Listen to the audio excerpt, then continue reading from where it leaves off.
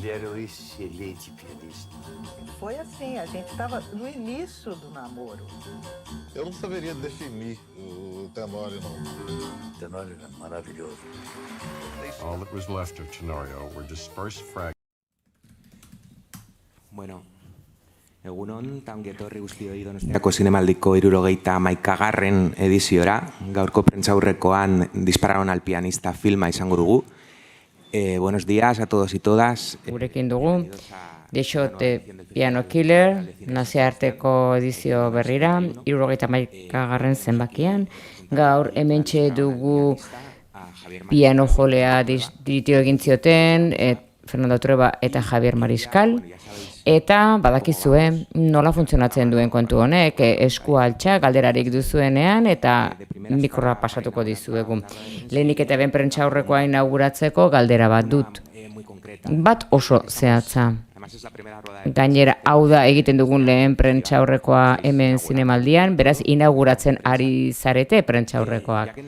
Eta filman aipamen oso berezia egiten zaio zinemaren historiori, galdetu nahi nuke baieztapen horren inguruan, esaten da Nubelbak eta Bossa Novak historiaren eta zimaren aldatu zituztela. Jakin nahi nuke zein zentzutan ikusten duzuen zuek baieztapen hori. Pixka bat azaltzen da filman, baina ze paralelismo ikusten zenuten kontu honekin?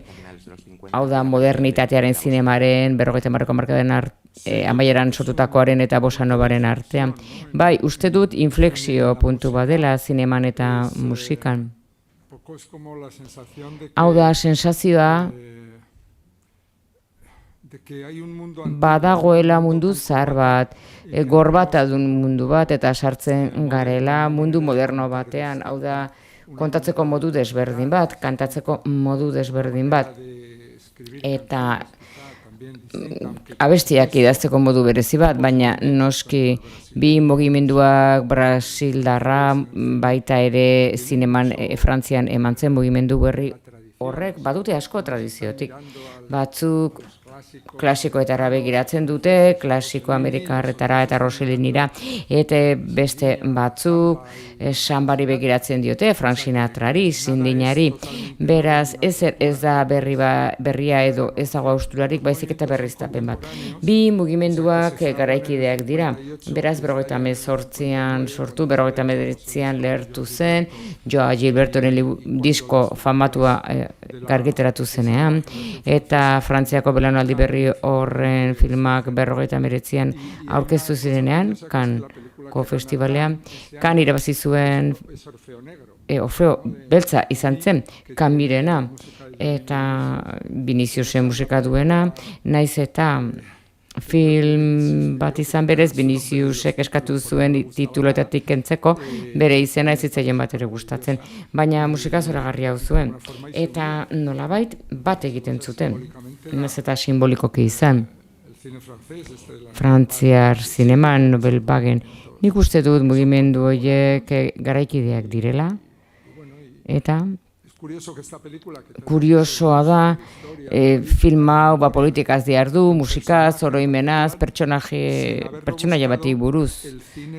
Bilatu gabe zinema hor dago, beti azpitik. Ez bakarrik izen buruan, edo aipamen bat egiten zaiolako Nubelbageri eta Truffaut aipatzen delako. Baizik eta lanean ari ginenean, film honetan, batzuetan flashbackak egiteko, batzuetan ez beti erabiltzen genuen erreferentzia zinematografikoren bat, zer irutzen zaizu hau estilo honetan edo bestean, beste batzuetan plastikoa zen, Xabirena eta galdera bat dago hemen, bai, hemen, izan ere nik filma ikusi dudanean eta musika tokea zitzekitean, nik Lubitsch tokea ere ekarri dugun gogora, gure iruditeria zinematografikoan dagoelako, baina aurrera galderarekin. Nik galdera bat dut biontzat eta bat bereziki Javier Mariscalentzat. Behar bada biek ere erantzun dezakezue. Lehena da, elkarrekin lan eginez, nola lan egiten duzue elkarrekin, jadenik txiko eta harritan lan egintzen duten, oso ondo ezagutzen duzue elkar, baina eztabaida asko balduzue, nola iristen zarete zerbait zehatzera, eztabaida askoren ondoren, eta translazio baino gehiago ze alde dagoen komikiaren artean, eta filmaren artean ze alde nabarmenenak edo interesgarrienak ikusten duzue. Nik jakimin handia dut kolorei buruz zerbait jakiteko nolakoak diren komikian eta nola den kolore horiek pantailan jartzean ea ez ote den komplikatuagoa. Eskerrik asko. Oso ondo lan egin genuen, nik Xabiren marrazki bat ikusten dut bakoitzean, harritu egiten naiz eta aho zabalik gelditzen naiz, gustatzen zait ikustean nola koloreztatzen duen. Eta batzuetan ere, diskutitu egiten dugu, normala den bezala. Baina diskutitu egiten dugu, ondo, diskutitu behar den bezala. Hau da, Fernandorekin lan egitea opari bada. Adimen, ez dakit, nik beti esaten dut, hemen barruan Ikeako apalategiak dituela robot bat du egiten duena eta aurkitzen du behar duen izena edo urtea edo hitza. Bueno, hori naiz Ikea zalea, bai, badakit, baina batez ere, ni oso kaskar jaio nintzen horretan, ez dut oroimen handirik izan, ez ditut ezeren izenak gogoratzen, baina batez ere Fernandok kultura ikaragarria du, eta etengabe lagundu egiten dit, musikak bidaltzen dizkit, etengabe edo esaten dit irakurri liburu hau eta bestea. Film honen gauzarik onena da, denbora askoan, ikerketak egiten ari zenean, partekatu ali izan nuen, Madrilen, bere etxean, estudioan, ara elkarrizketa hauek ditut, eta hau eta bestea. Beraz, Txiko Irritaren sekretua eta The Shot, The Piano Playeren sekretua da. Oso argi dagoela, non hasten den Fernandok ekarri zuen lehendabizi gidoi bat. Oso egituratua eta oso zorrotza. Gero ia ukitu ezena pixkatxo bat bakarrik. Eta baita ere, niretzat funtsezkoa izan zen zerbait. Elkarrezketa hauetako guztietako audioak, eta baita ere argazki erreferentzia asko, ez bakarrik Tenoriorena, ze dokumental bat zen. Beraz, nire lana da, testu hauek, hitz hauek, hitz idatzi hauek, paper hauek, idatzi hauek, puntu, marra eta koloretara pasatzea. Horrela lan egiten da, hau da, irudietan jartzen da. Ze motatako pertsonaia eskatzen dituen filmak, etengabe ari zara gidoia lantzen, hau da, ze eskatzen du filmak. Ze motatako kolore paleta behar dira. Eta hasieratik gauza guztiak hitz egiten ditugu, noski. Begibistan dago, zati bat, alde errealista, 2000-tik aurrera, non Fernando Jeff egiten ari den parte hori, bere ikerketa guztiak egiten dituen parte hori, eta gero dago beste zati bat, oroimenaren zati bat, hau da beraiek gogoratzen duten hori. Eta edozein filmetan 6, 4, 3 protagonista daude, hemen uste dut 2000 ez, uste dut 34 protagonista edo 34 elkarrizketatu daudela eta baita ere badira beste pertsonaia batzuk ondoan. Hori guztia martxan jartzea eta planteatzea, hau da gauzak ez dakit beren tokian jar daitezen, eta partekatzea, etengabe noski. Lehen zatia sorkuntzazkoa da batez ere, eta gero bigarren partea, ja produkzioan sartzen zarenean, beste onda bada, beste uin batean sartzen zara. Kaixo, egunon zer moduz zorionak film honengatik? Hasieran ematen du musikal badela, baina gero thriller politiko bada. Fernando, galdetu nahiko nizuke lehenengo gauza zergatik.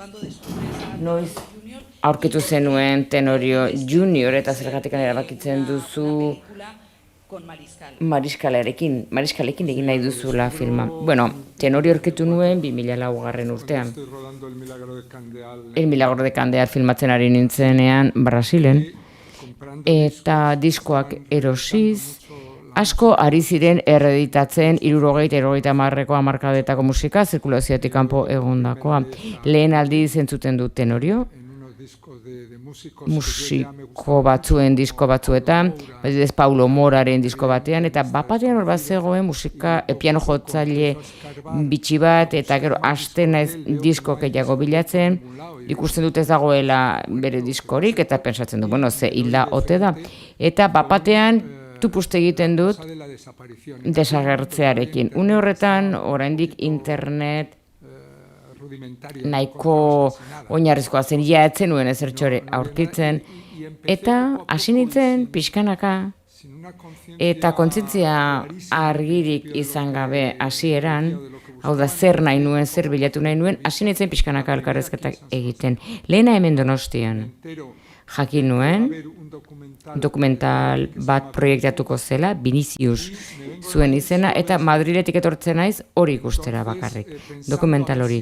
Beraz, pentsatuz ea pixka bat historiaz enteratuko nintzen, dokumental biografiko bat zen Viniciusi buruz eta bere obrari buruz, eta ez zegoen inolako referentziarik. Baina ekoizlea Viniciusen alaba nagusia zen. Eta adiskideak egin ginen hemen, eta baita ere Miguel Faria ezagutu nuen, Faria ere bai film bat zuen hemen, beraz, ordezkaritza brasildar bat zegoen, Dickensenera eman nituen, gintoni guztiak edan zituzten, eta gero, 3 egun egon ginen hemen jaten eta edaten, etorri ziren Madrilera, Madriletik pasatu ziren Brasilera joan aurretik, eta etxera etorri ziren, eta jadanik hotelean, orain nagoen hotel hortan filmatu nuen lehen elkarrizketa bat, Susanari egin nion Viniciusen alabari, eta kontatu zidan garai horren berri eman zidan. Hori izan zen lehen elkarrizketa. Hortik aurrera erabaki nuen serio hartzea gaia, eta hasi ginen bideiak antolatzen, Brasilera, Argentinara, hau da pixka bat arrastoa bilatzea, laguntzaile bat hartu nuen Brasilen, antolatu egiten zidana, bilatu egiten zizkidanak pertsona hauek, nolabait bildu alizateko, hainbat bideia egin genituen, 2 urteren buruan, 2 urte eta koskan, eta ia 150 pertsona elkarrizketatu genituen hainbat hilabetetan. Eta baita ere adiskideak, musikariak, berarekin jo izandakoak, bere familia, baita ere kasuarekin lotutako pertsonak, edo ikertu zutenak, edo giza eskubideen elkartetakoak Argentinan edo Brasilen. Hau da, jende piloa, 150 ordu elkarrizketa nituen. Garai hartan uste nuen dokumental batekin nuela.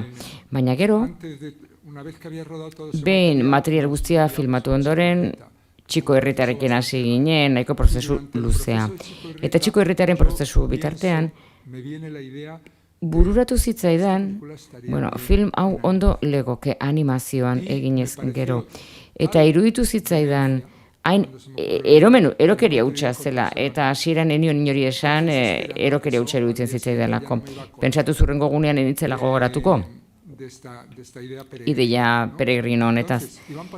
Beraz, hilabeteak pasatzen ari ziren eta ideia gero eta gorpuztuagoa zegoen, eta ez zen ideia zoro bat, baizik eta justu kontrakoa, nahiko asmatu nuela, iruditu zitzaidan Kristinari esatera osartu nintzen, nire ekoizlea eta nire ekidea hemen dagona, Kristina Ueteri, esan nion osartu nintzen esatera, eta pentsatu nuen, gaizki erantzungo ziara, baina bai esan zidan, begiratu nindun, esan zidan, bueno, harrigarria.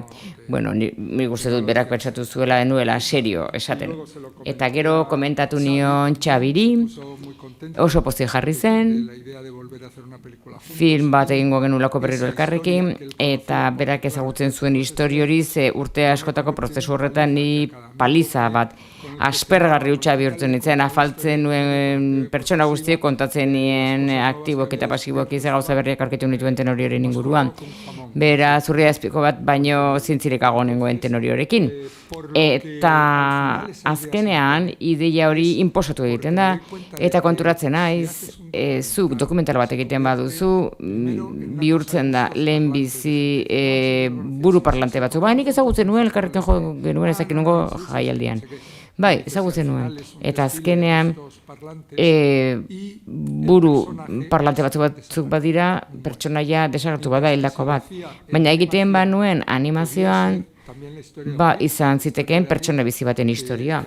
Hau da, senbalabak zituen pertsona bat, emaztea zuena, jendearekin jotzen zuena, ikus genezakena estudioan grabatzen 23 urte zituenean, lider gisa egin zuen disko ura, eta bapatean, Rioko Kaleska hori jaio zen Kaleska, 50 hamarkadako musika ura, jadanik tabernarik gelditzen etzen lekura, pentsatu genuen berregin genezakeela eta animazioaren bitartez hain zuzen.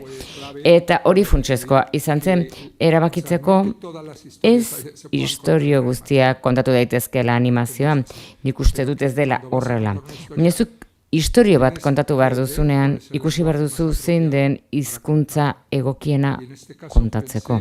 Eta kasu honetan, nik aurkitutako hori Txabiren bitartez txiko irritan, iruditu zitzaidan modu egokia zela Tenorioren istorioa kontatzeko.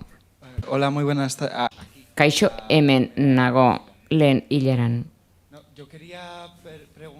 Nik galdetu nahi nuen nola izan den berriro Jeff Goldblum ekin lan egitea, hotza jartzen baitio pertsonaia protagonistari, gainera ez da bere ohiko medioa, animazioa baita. Eta alderdi teknikoan, fotograma nola muituko ziren erabakitzeko orduan, ze erabaki kreatibo bultzatu zintuen gero azken emaitza hori lortzeko, eskerrik asko. Bueno, nik lehenengoa eta zu bigarrena. Nik Jeffekin lan egin nuen, monolokon, 88-89an, beti adiskide izan gara, eta tipo oso jatorra da, Los Angelesen bizi da, eta bera piano jotzailea da, interesgarria, eta joaten nintzen bera ikustera. Klub batean jotzen zuen, musikari oso honekin Los Angelesen, diskoak ere grabatu izan ditu, eta film honen gidoia idatzi nuenean Jeff jarri nion pertsonaiarari esperantza horrekin, hau da berak egingo zuen esperantzarekin. Baina sekula ez dakizu hola izango den, eta gidoia amaitu nuenean, eta bideri nion, esan zuen, asko gustatu zitzaion, eta esan zuen baietz egingo zuela. Eta niretzat ez da adiskida eginelako eta harreman hona genuelako, baizik eta nik uste nuelako ez dakit asmatu nuen edo ez, baina erabasin etxita nengoen zinema amerikarreko bozik onena zela. Bera da boz bakarra, ez da ez akademikoa, ez aspergarria. Hau da, lerro bat esan behar duenean, ez dakizu nola esango duen sekula Jeffek. Hau da, jazzeko musikari bat ematen du solo bat jotzen. Jeff guztiz kreatiboa da, hitz egiteko orduan. Hitz egiteko modu berezia du, eta hitzak esateko modu berezia niretzat aparta bakarra da. Horrek bizia handia ematen dio, eta hemen bilatzen genuena zen bizi hori filman. Lo del movimiento, pues... Mugimenduarena. Teníamos que hacer un tipo de... Hau da, elkarrizketa oso errealistak egin behar genituen, bideo batzuk bagenituen, eta batez ere audioa, insistitzen dut Fernandok jadanik grabatuta. Ez dakit nik uste dut, ez zait bat ere gustatzen. Nik hasieratik pentsatzen nuen, film honek arriskatu egin behar zuela. Nik asko gustatzen zeta emildegietatik nire buru botatzea, bide berriak irekitzea. Eta horregatik nik uste dut oso arriskutsua izan zela egin genuena. Hau da, ez dakit, 200 fotograma baldin badaude, gehiena zakarrontzira bota, eta hartu behar duzu modu adierazkorrenak edo indar handien duten momentu horiek. Eta hortik aurrera egiten duzu animazio mota bat, zeinean bilatzen duguna talde guztiaren aldetik da ikuslea bera ere animatuz egon dadin, hau da, nola esan, konplizitatea egon dadin, eta hor sartzaitezen. Eta ez dugu nahi batido bat hartzen egotean ari, baizik, eta haragi gordina prestatu egin behar duzuna. Agian ezakit nola azaldu ez ondo, baina niri asko gustatzen zait beste modu batzuk bilatzea. Eta badira makinak ez, badira programak, ikusteko zer gertatu daiteke, esate baterako oso arriskutsua da ere bai.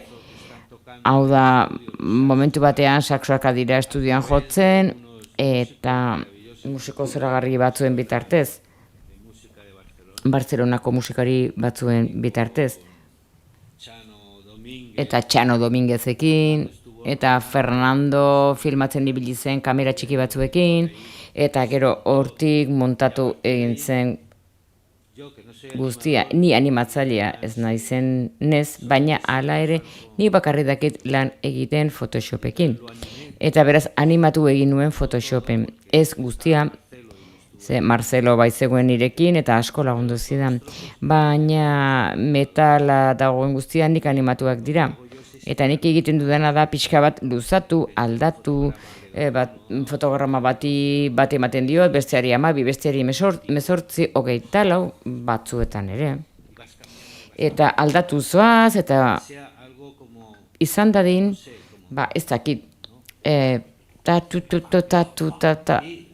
eta nolabait zu argi aldaketa horiek, eta hau da sentipen hori sortzeko, hau da zuk zure buruara mateko esperimentatzeko, ez dakit. Eta gero, sentitzen dut, badakit ez duela inolako zer ikusirik galderarekin, baina badago gauza bat izugarri tristetu nagoena, frankismotik ere datu duguna, eta oraindik ere horrela gaudela uste dut. Hau da filma, bikoiztu eginda, hizkuntza berberera, gaztelaniara.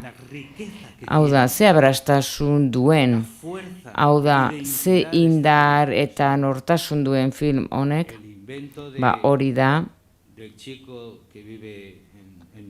Nueva Yorken bizidan mutikoaren asmakizuna, Brasildarra hitz egiten dutenak azentu desberdinekin, muito riguroso, hau da, argentinarrak ere bai, nola hitz egiten dute. Bueno, hala ere filma egongo da aukera jatorrizko bertsioan ikusteko, eta bikoiztua ikusi nahi dutenak ikusiko dute. Hau da, Donostiako zinemalditik jadanik hasi gintezke esaten, nola jarraitu dezakegun, edo publikoak eska dezala. Hau da, ni oso alperra naiz, eta alperkeria dut beste hizkuntza batzuk entzuteko. Nezuk film bat ikusten duzunean Irandik, Japoniarra, Errusiar film bat. Hau da, nola bikoiztu dezakezu, zea izara egiten. Hau da, ahots guztiek egin duten lana, adibidez ingelesa hitz egiten dutenak Brasilgo azentuarekin. Hori guztiak galdu egingo da. Beraz, oso tristea da. Ez, esaten dut, ze ea alegin handiago bat egiten dugun eta bikoizketa alde batera utzi. Hau da, oso pobrea da. Hau da, nik gogoratzen naiz behin duela denbora asko, Woody Allenen film bat ikusi nuen bikoiztuta, eta atera nintzen zinematik, inoiz ez dut alde egiten, baina amaiera arte gelditu nintzen.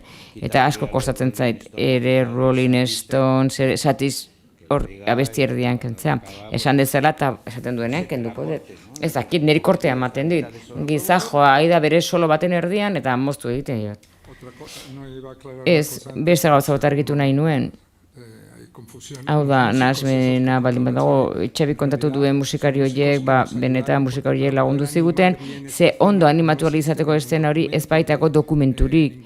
Ez dago inolako filmaziorik hori grabatzen ari zenean, musika hori egiten zutenean, beraz, mugimendu zehatzak izateko, eta txorakerek egin ez zitzaten, musikari batzuei eskatu genien ikasteko soloak, jatorrizko grabazioaren soloak ikasteko, hau da, ez dira jotzen ari entzuten duguna, hau da, Tenorio, Polomorra, Oro de Sousa, Mireyes, hau da, han jotzen ari diren guztiak, baina gu behar genuen informazio bisuala ikusteko nola ari ziren jotzen.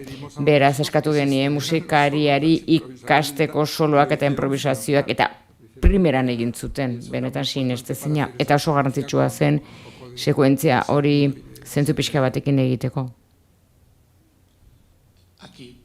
Hemen barkatu nire Portuñol basati honengatik, bi galdera. Gustatuko litzaidake pixka bat hitz egitea Marcelo Quintanillaren parte hartzeari buruz, marrazkien eraikuntzari buruz, eta Brasilgoentzat ezinezkoa da gobernu militarra eta diktadura entzun Bolsonaro ahaztu gabe.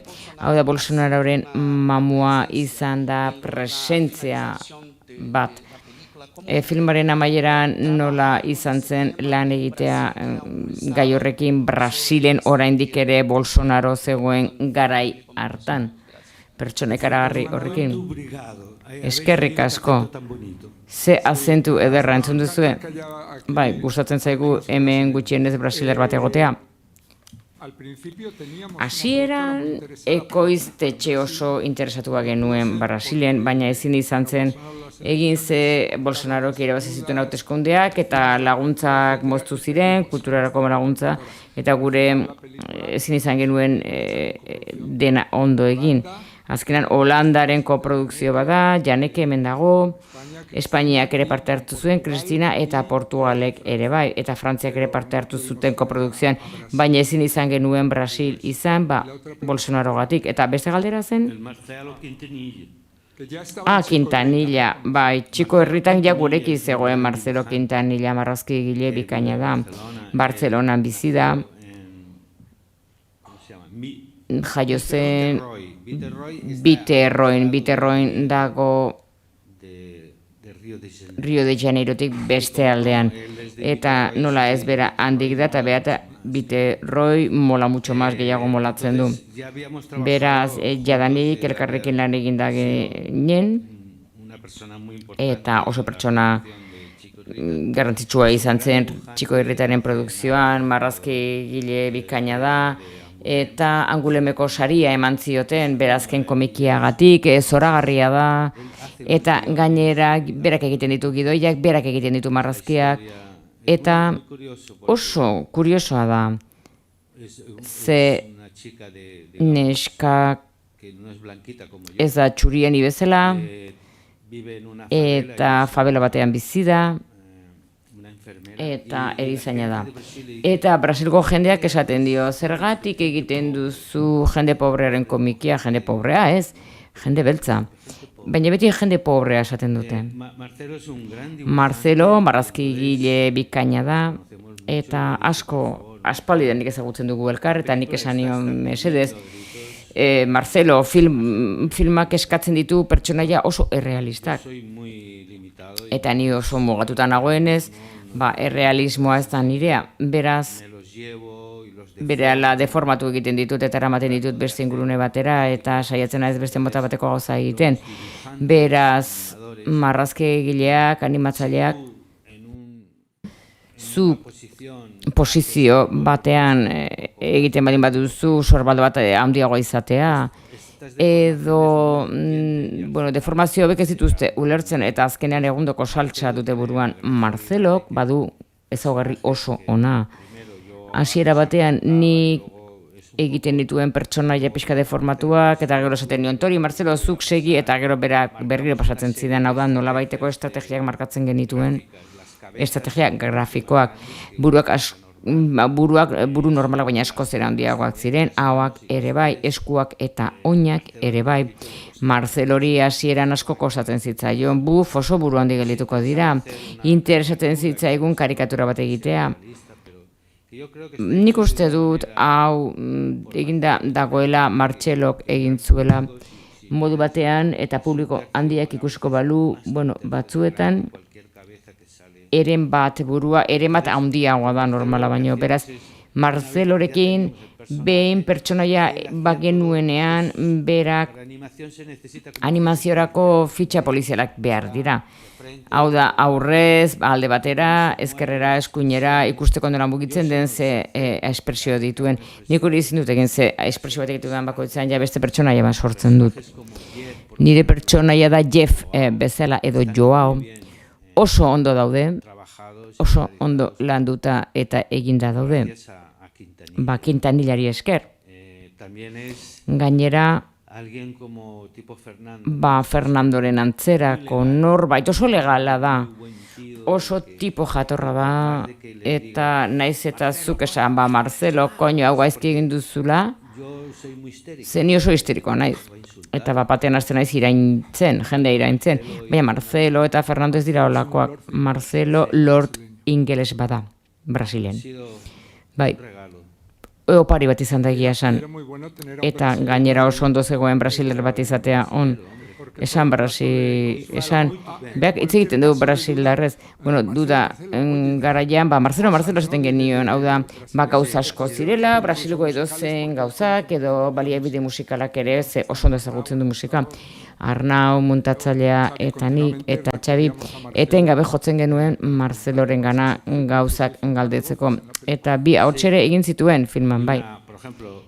Eta dibidez, ba, kontuz kaina bat, garagardo kaina bat marraztean, ba, oso forma desberdina zuen, inun, Espainian ezagutzen ez den forma bat zuen, beraz, Googlea zoaz, edo Safarira, eta jartzen duzu, trrr, eta klank, jadanik hor duzu, hori txiko erretan ez zegoen.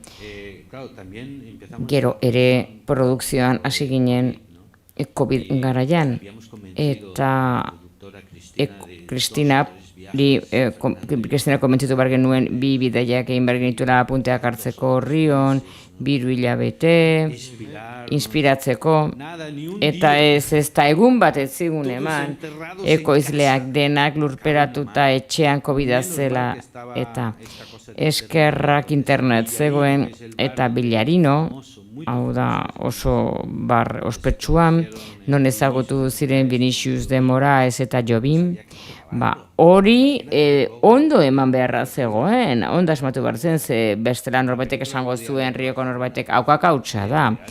Ba, bueno, Bartzelona bezala, ba, budiarnek ez badu ondo Bartzelona ondo erakusten, ba, lotxagarria litzateke. Beraz, hau da, egin zerbait, hau da, hiri baten identitatea erakutsi nahi genuen. Etengabe oiana nola ari den etxeak jan nahian, eta dena da benetan erdiragarria, egundoko argiarekin, eta hor zaude txun, hau da, pertsonaia importantenetako bat filman Rio da. Truffaut jende askoren bizitza aldatu du, Jeff Harrisi zoragarria iruditzen zaio hori entzutea, ze tinte autobiografikoak daude. Film honek genero asko ditu. Ze askotan Fernando Truebaren kasuan bi pasio ditu, zinema eta musika. Eta hor eskutik doaz. Bueno, aparategi batzuetan, errekreatu egi behar ziren, Picassoren kuadroak eta bar. Bueno, kostatu zaite, bai, ez. Baina nik, bueno, bai. Beko apalategian eskuinean agertzen da. Bueno, gero musu bat emango dizuta hoan.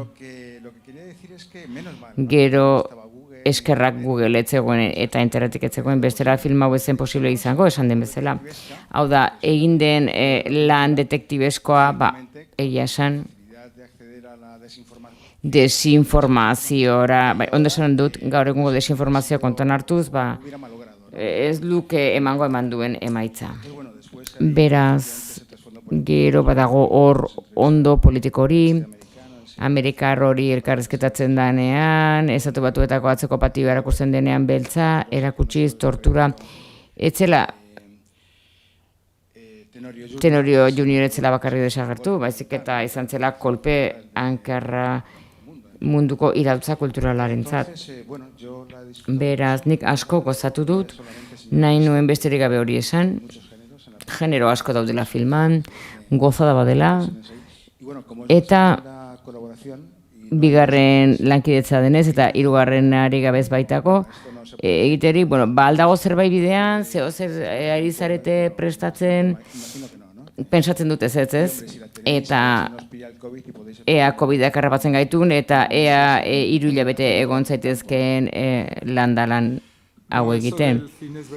Zinebarena egia da, baina harrigarria da ze Milton Nastimentok esaten duenean Truffok bizitza aldatu ziola ematen du, gidoianik idatzi dudala, baina ez, kontua da, ni Truffotek bizitza aldatu zidan.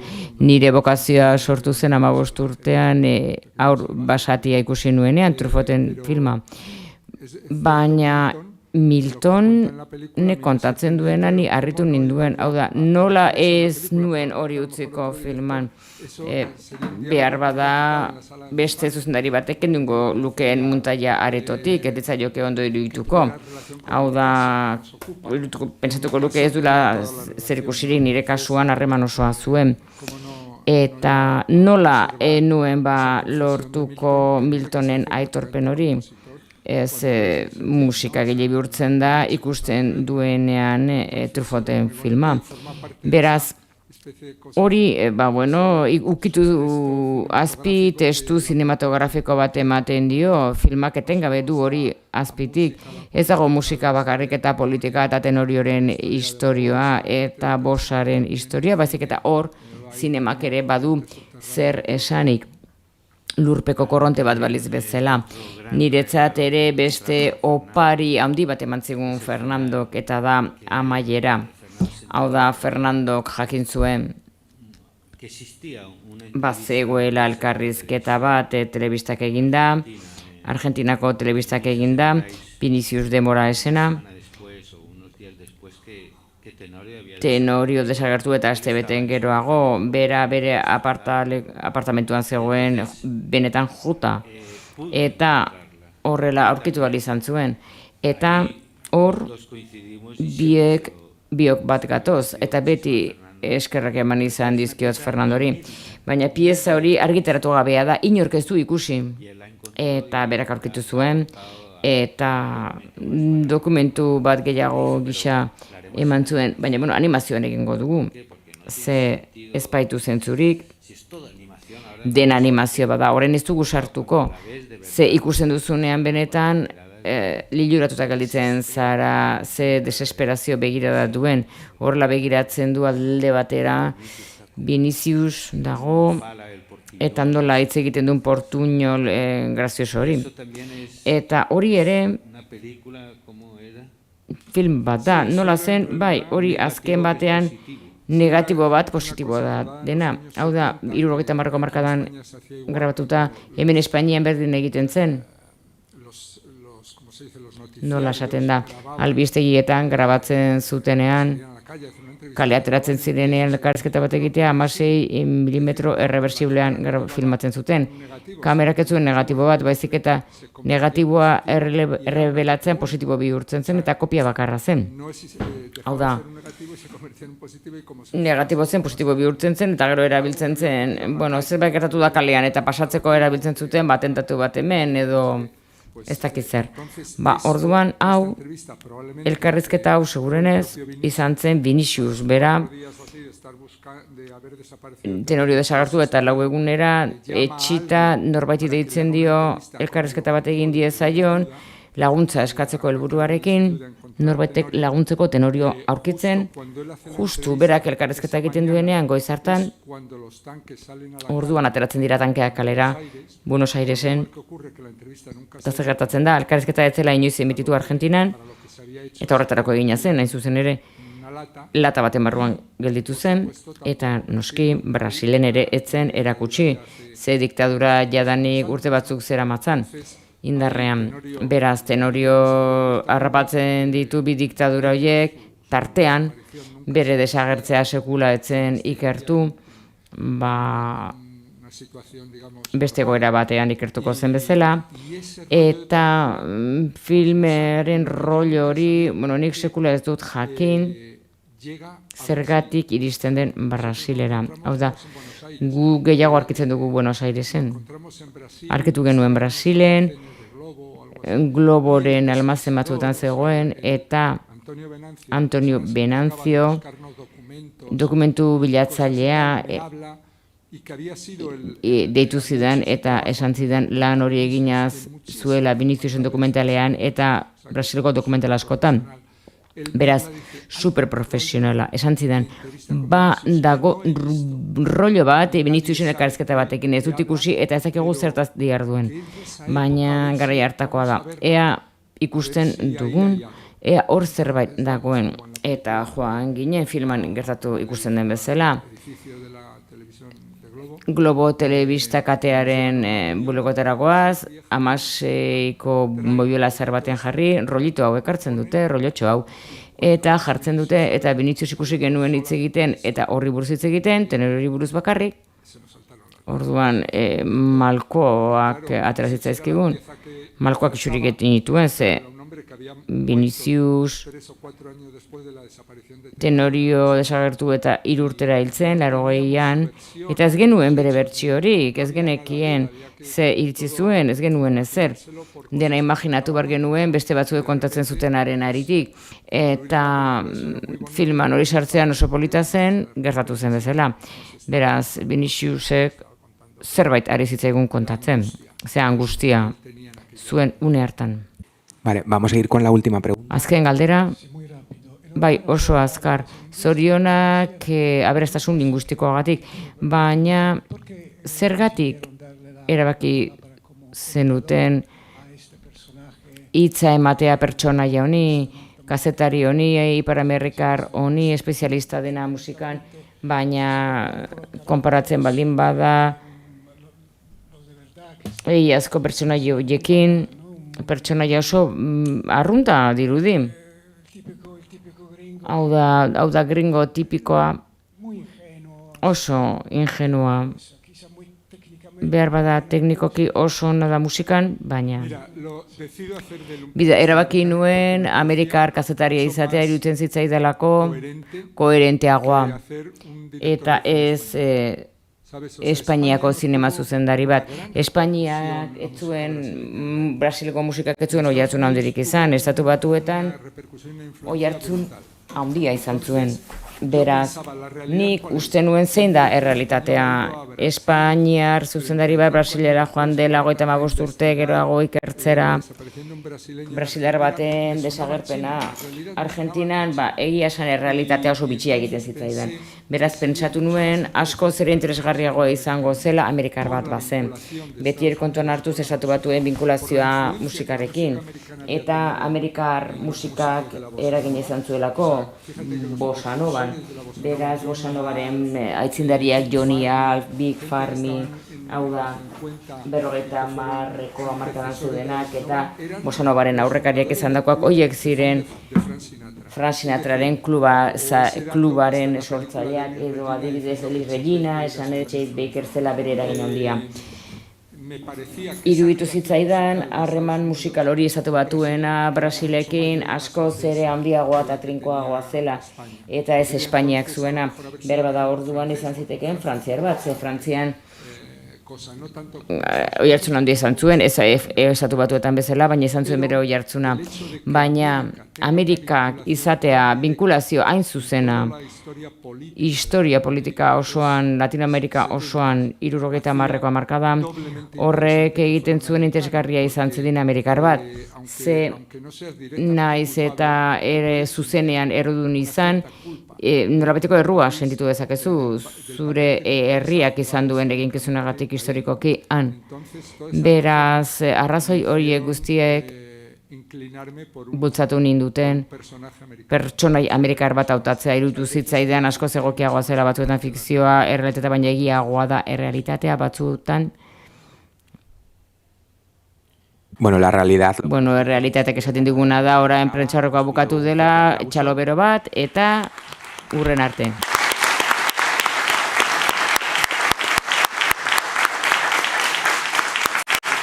Gracias.